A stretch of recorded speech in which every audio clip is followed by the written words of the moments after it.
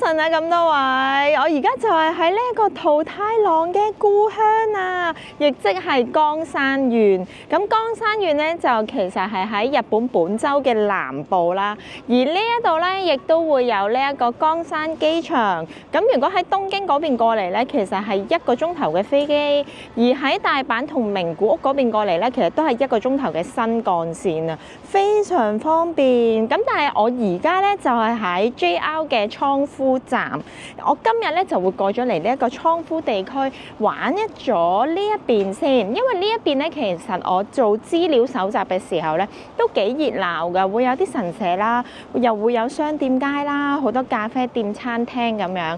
咁而岡山縣咧亦都會有另外一個名稱嘅，就係叫做晴天之國啊！一年咧大部分嘅日子都係晴天，我印證咗係真嘅，大家可以望下後邊個天。藍到一粒雲都冇，跟住有個大大嘅太陽，同埋呢度咧其實都好出名士多啤梨嘅。我睇下晏晝咧有冇時間啦，或者食唔食得落啦，試下個士多啤梨嘅甜品先。好舒服嘅一個社區啊！曬！同埋同大家分享下我頭先係點樣過嚟啦。咁我買咗呢個瀨戶內海嘅 JR Pass 啦。我喺高松搭過嚟岡山站呢，講緊係56分鐘嘅車程，單程收費係2500 yen。咁喺岡山呢要轉車嘅，岡山站轉車過嚟倉敷站呢，就700 yen嘅車費，20分鐘。咁嚟到倉敷站一出咗呢，轉左手邊落去就已經係倉敷美觀地區㗎啦，亦即係我而家出發去緊嘅位置。我覺得尚算都方便嘅。咁頭先搭嗰架列車呢，講緊我係 book 呢個指定席，佢係會有上下2層嘅，咁亦都有位俾你哋存放行李咁樣。不過條樓梯其實有啲窄，因為我見到人哋搬行李其實都幾辛苦。咁俾大家做一個參考咯。我建議大家一定要 book 指定席咯，因為非指定席係超多人啊！我唔知係咪日日都係啦，我頭先嗰格就係啦，咁樣咯。咁我今日嘅第一站咧就會去飲咖啡先。咁途經呢一條商店街，我行正中間俾大家望下。其實佢有啲似本地民居路過嘅一條街咯。有好多店鋪咧都冇㗎，係關咗門，唔知佢未開定冇鋪頭，有啲冇招牌名嘅。咁冇嘢睇嘅。我哋路過好冇？一陣間去到咖啡店再影俾大家睇。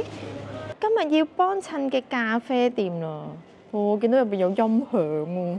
終於都入咗嚟呢一間叫做 GDG 嘅咖啡店。咁點解我會入嚟呢一間咖啡店呢？其實我都係 Google Map 嗰度揾嘅咋。佢講緊有4.8嘅評分啦。咁我見啲相呢，其實好吸引。首先我入到嚟嘅時候呢，我覺得入邊係煙到好似火燭咁樣，佢真係好煙。因為側邊呢有一座機呢喺度搞緊個咖啡豆，跟住我就諗緊個老闆定係店員啦，唔會好辛苦咩咁樣啦。咁聞到好香嘅咖啡味啦，嚟咗啦，真係好好飲啊！咁中途就會有一間扭蛋機。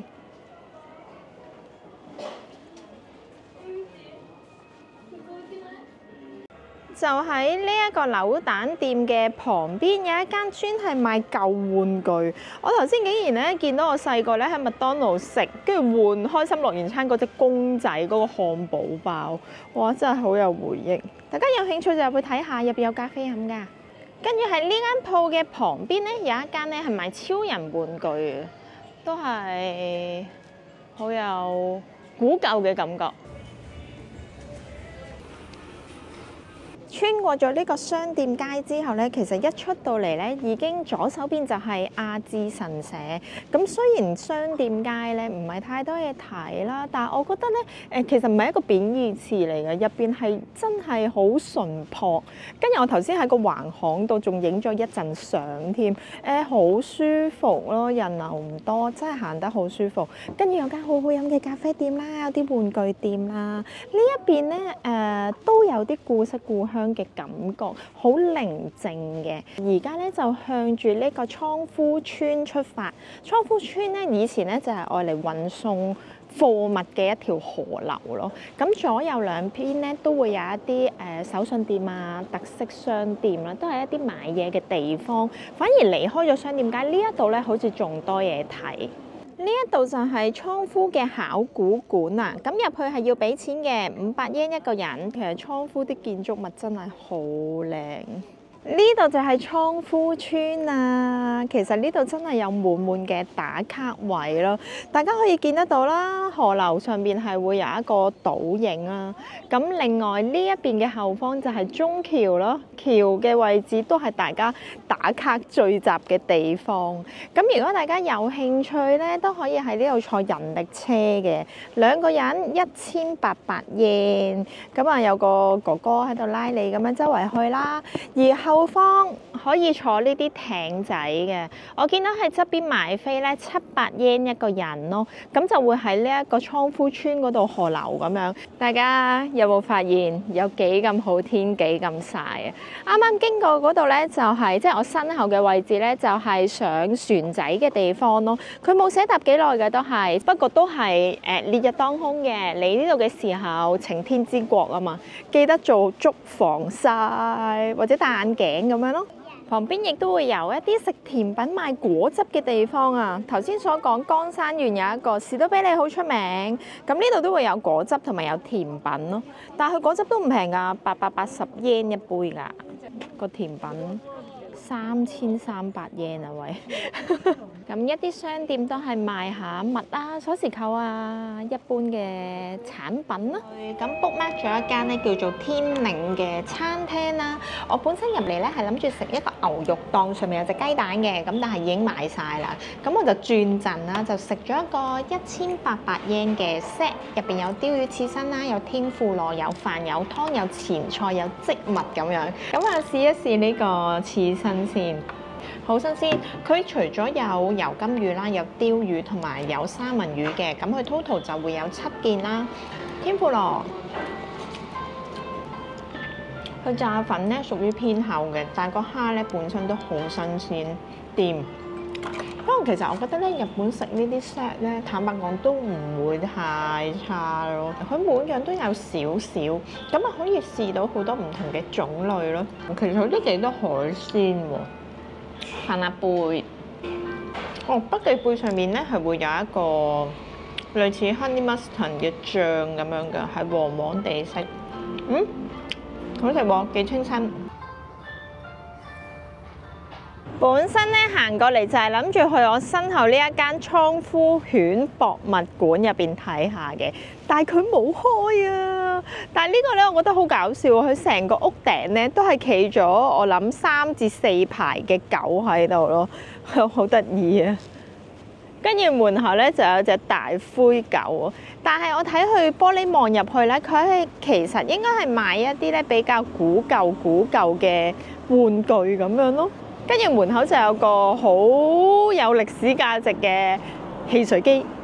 咁大家可以望到我後邊兩邊啦，倉敷市嘅街道真係好舒服咯。呢一度其實如果大家咧中意影相，即係唔一定要自拍嘅，譬如大家可能中意拎住部大機影一啲日本嘅建築物咧，我覺得倉敷都係絕對係一個好好嘅選擇咯。因為呢邊咧人流咧其實真係唔多啦，同埋佢好乾淨啦，日本嘅地方有一啲平房咁樣啦，尖尖嘅瓦頂啦，有紅磚啦，有白瓦磚啦，值得一嚟，真係值得一嚟。因為其實我自己咧有猶豫過㗎，我係諗緊去岡山定還是係去倉敷，即係兩個車站睇下玩邊邊咯。但係岡山嗰邊咧，其實坦白講，我揾唔到有啲乜嘢吸引我，咁所以到最尾咧，我就決定嚟倉敷，起碼有好多咖啡店啊，或者有啲店鋪有條河流咁樣咯。咁啊冇揀錯，呢邊我都中意啊，我覺得係可以再嚟嘅一個地方咯。喺倉敷美觀地區咧，大部分都係呢一啲店鋪咧，全部都係呢啲咁靚嘅建築物入邊嘅。譬如一啲食甜品啦，大家見唔見到？呢個貓貓都好得意喎！ Museum Cafe 啊。咁倉敷另外一個人氣點咧，就係叫做倉敷丹寧街，亦都係嚟到倉敷美觀地區大家必去嘅一個地方咯。咁到底呢個丹寧街係乜嘢咧？因為倉敷嘅怡島地區咧，就係日本牛仔褲嘅發祥地啊。丹寧街就係喺我身後。咁根據資料記載咧，有700幾件嘅牛仔產物喺條街入邊都有得售賣嘅，可能一啲袋啊、布袋啊、化妝袋啊、飾物啊、散紙包啊、衫褲褸，甚至乎係鞋嘅，同埋後邊咧有一啲藍色，好似藍色牛仔布嗰個顏色嘅雪糕、麵包、甜品。喺呢個倉敷丹寧街咧，雖然撞啱佢10週年啦，做一個大減價，但係好可惜，我係冇嘢睇啱嘅。不過咧，佢隔離嗰間鬆弛熊嘅專門店咧，都有大量限定牛仔布料嘅商品。其實鬆弛熊店鋪咧，我喺南山嗰啲咧，其實都行過嘅。但係咧，我第一次見到咧，原來佢係有衫褲外套嗰啲賣咯。仲有我而家身後嘅日本鄉土玩具館啊！咁啱今年係即係今年係蛇年啊，所以入邊咧有好多蛇嘅精品賣咯。其實圍繞住倉敷村咧，所有嘅橫街窄巷都會有好多店鋪咯，真係好多嘢睇啊！呢度其實我都冇睇地圖㗎，我食完嘢之後咧就係出到嚟見到有路就行，見到有路就行咯。美術館咁樣頭先都入咗一個美術館，係唔需要額外俾錢嘅，咁但係入邊其實唔係太多嘢睇嘅啫，咁啊有少少精品賣咁樣咯。而我而家咧身處嘅地方咧就已經到咗呢個 Ivy Square。亦即係我身後呢個地方啊，佢其實以前咧係一個紡織廠嚟嘅，紅磚倉庫咁樣，跟住而家咧就變咗一個觀光地區啦，入邊就有得食嘢飲嘢，有得買嘢，跟住坐喺度好悠閒，嘆杯咖啡嘅地方咯。咁呢度我覺得影相都好靚，大家望下後邊啲樹，哇，好曬啊，好曬啊，修葺得好靚，哇！救命，好曬！所以今朝提過大家啦，你呢度晴天之國啊嘛，一定要搽防曬。我而家身處嘅咧就係亞智神社，咁神社個面積咧本身係唔大嘅，但係入邊咧有樣好出名叫做花錢手嘅嘢。咁其實係乜嘢嚟咧？喺神社入邊有一棵過百年歷史嘅吉祥樹，就叫做亞智紫藤。咁神社咧就同岡山縣嘅紡織廠合作，就整咗一個 lace 嘅御守啊！咁我而家一於就上去睇下。咁啊行咗30級樓梯度啦。都有少少喘氣嘅啦，咁但係大家路過就上嚟睇下咯，環境都好清靜。御守就買完啦，因為最近屋企人考車牌啊，咁我就買咗一個交通安全嘅御守俾佢。咁上面咧真係唔係好大嘅啫，大家有興趣就上去行下啦。咁我而家落返山，向住呢一個倉敷車站進發啦。咁我身後呢一間店鋪咧，有個好出名嘅產物，就係微笑布甸。但係咧，佢每一日咧只係會賣80個嘅啫，佢已經賣晒。大家如果有興趣或者中意食布甸嘅話，就早少少，或者一嚟到倉敷嘅時候就去買咗先行街。80個真係好快就冇啦。倉敷車站出到嚟右手邊就係呢一個大型嘅商場啦。白色呢個建築物嘅後邊會有一個 Outlet 嘅，都係步行路程可以過到去。美美嘅日落啊，超靚啊呢度！本身我頭先咪話咧冇諗住過嚟呢個 Outlet 嘅，咁但係其實我過嚟呢邊係做乜嘢咧？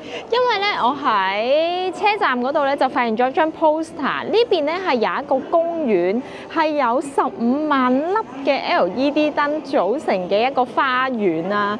咁我諗住我見佢紫色啊，個感覺好似呢個紫藤啊，跟住所以就諗住過嚟呢邊度睇下。咁但係我頭先咧喺2樓望落去就係呢一個畫面啊！同我喺車站見到個 poster 咧，好似相距頗遠嘅。同埋呢個花園咧，其實就喺 Outlet 同埋商場嘅中間嘅下方。咁所以我而家身處嘅咧就係 Outlet 嘅位置啦。咁大家可以望下，其實呢度咧都幾大嘅，同埋有好多唔同嘅品牌嘅店鋪啦。咁total 會有2層嘅喺戶外嘅區域咯，俾大家望下。嘟嘟，係咪好大咧？呢邊後邊又係。咁我而家喺2樓啦，下方都一樣係嘅。咁同埋嗰個商場咧，我唔獨立介紹啦。入邊咧，其實我覺得都幾適合親子嘅，譬如一啲大型嘅連鎖品牌啦，又會有 food court 啦，有扭蛋機啦，嗰啲咩彈珠機啦，一啲玩具店啦咁樣。咁但係如果大家有興趣咧，都可以過去行下嘅，因為咧我 book 咗車飛，未夠鐘返高松，咁啊，所以喺呢個商場度逗留下啦，影少少畫面俾大家望一望咯。